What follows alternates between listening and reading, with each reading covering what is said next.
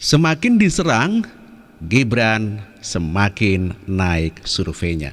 Kita lihat beberapa komentar mengenai daripada Pak Gibran yang dikatakan curang dengan memakai mic sampai 3.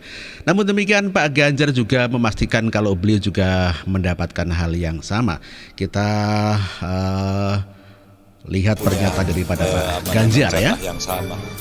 Ada yang nempel di telinga, ada yang kemudian clip-onnya di sini, dan ada mic.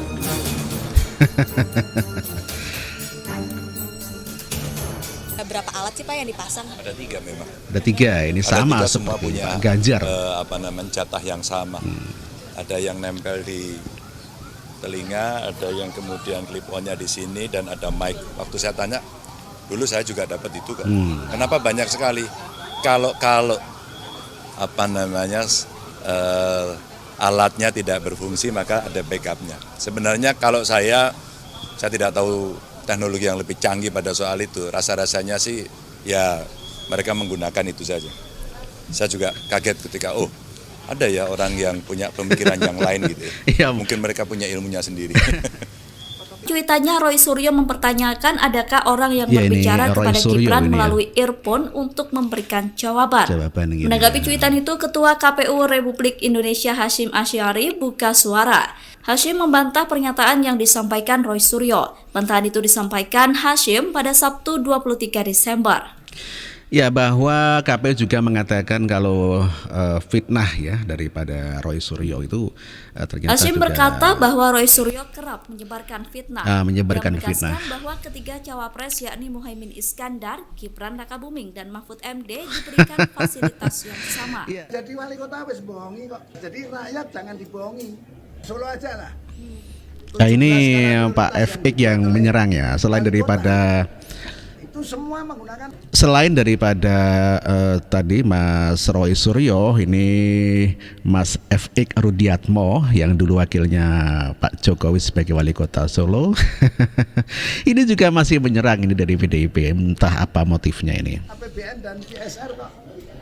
Masjid kok skala prioritas itu dari mana uangnya, dari luar negeri? Anak-anak serta kader-kader. Nah, itulah namanya CSR, Pak. Kalau CSR itu bukan dari APBN. Seperti contoh di Solo aja lah. Iya. 17 skala prioritas yang dibuat oleh wali kota. Itu semua menggunakan APBN dan CSR kok. Masjid kok skala prioritas itu dari mana uangnya? Iya, APBN dan CSR. CSR itu swasta. Skala prioritas itu adalah buah pikiran wali kota sendiri. Gimana sih, Pak? RPJMD. Lantas dibahas dengan menggunakan yang namanya KUA PPAS, jadilah yang namanya Perda APBD, itu baru skala prioritas. Jadi rakyat jangan dibohongi.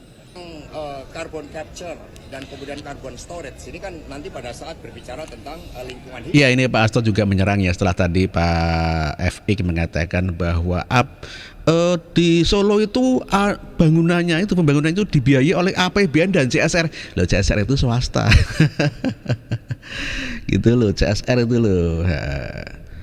Kalau CSR itu berarti kepedulian ya daripada perusahaan ya, corporate social R-nya itu apa? Lupa saya.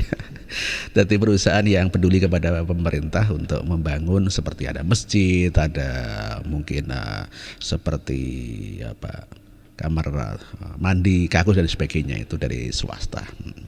Ini Pak siapa ini? Sekjen PDIP juga menyerang Pak Gibran gitu ya. Carbon capture itu rusak justru karena program estate melalui penebangan hutan yang dilakukan oleh PT Agro Industri Nusantara yang ini menyerang Pak Prabowo. Dari Pak Prabowo. Jadi itu pertanyaan yang memukul balik diri sendiri. Lokasi ini debat Cawapres semalam yang sudah kita saksikan bersama. Saya ingin mengomentari sedikit tentang ini komentar warga ya. Ada satu orang milenial bisa menjadi calon wakil presiden. Tetapi ada ribuan milenial generasi Z yang peduli pada anak-anak bangsa, yang peduli pada mereka yang termarginalkan. Ketika mereka mengungkapkan pendapat, ketika mereka mengkritik pemerintah, justru mereka sering dihadapi dengan kekerasan. Konteks pada saat kegiatan semalam adalah debat capres bukan debat capres dan cawapres. Artinya kalau Mas Anies mau mengkritisi ataupun mengajukan sebuah statement, itu ada alangkah baiknya nanti pada saat ada debat capres dan cawapres. Memang betul Mas Gibran itu memiliki privilege karena beliau adalah seorang anak presiden. Tapi apakah lantas hal tersebut melarang untuk beliau maju sebagai cawapres pada konstitusi Pilpres 2024 mendatang? Dengan majunya Mas Gibran sebagai cawapres hari ini, itu justru dapat memutus sebuah gerontokrasi. Ketika ini berhasil, maka akan banyak jutaan anak milenial di luar sana yang ini pendapatnya sangat luar biasa bagus ya. Kalau dia mengatakan Gibran adalah sebagai awal pembuka untuk anak-anak milenial untuk berkecimpung di dalam politik, peduli kepada politik, sehingga tidak tidak peduli. Ada pemuda yang tidak peduli dengan politik ya. Namun demikian, dengan adanya Gibran ini menjadikan suatu awal kepedulian anak-anak muda untuk berkecimpung di dalam politik, sehingga berdemokrasi dan bernegara dan berdemokrasi ini sangat akan bagus sekali, karena anak-anak muda yang melek internet, teknologi dan sebagainya ini sangat berpengaruh. Memiliki kesempatan yang serupa nantinya seperti Mas Gibran, ini menjadi trigger yang sangat menarik. Trigger yang sangat menarik ya, betul. Muda lainnya menjadi confidence karena ada contoh, ada benchmark, ada reference. Dan jangan lupa bahwa kata Mas Anies sendiri bilang anak muda menawarkan masa depan. Iya. Yuk kita dukung yang muda bersama. Dukung yang muda.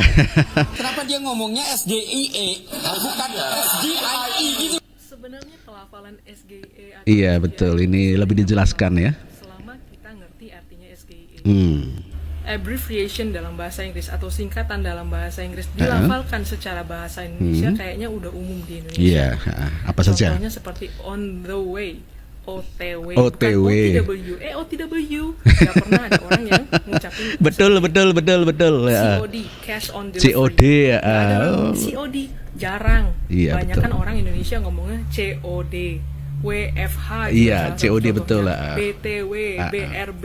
Banyak wajar lagi seperti itu dalam bahasa Inggris yang dilafalkan secara Indonesia. Iya. Selama kita mengerti inti dari arti yang abbreviation itu, singkatan itu, tidak ada masalah. Saya rasa SGIE atau SGIE bukan masalah. Bukan masalah. Jadi kalau memperdebatkan hal yang sesimpel itu penting nggak sih? Karena memang tidak agenda mendiskreditkan gitu Gibran, ya. Tapi survei terus naik, bosku. Ada paslon yang memang sudah mempersiapkan untuk mendiskreditkan Gibran.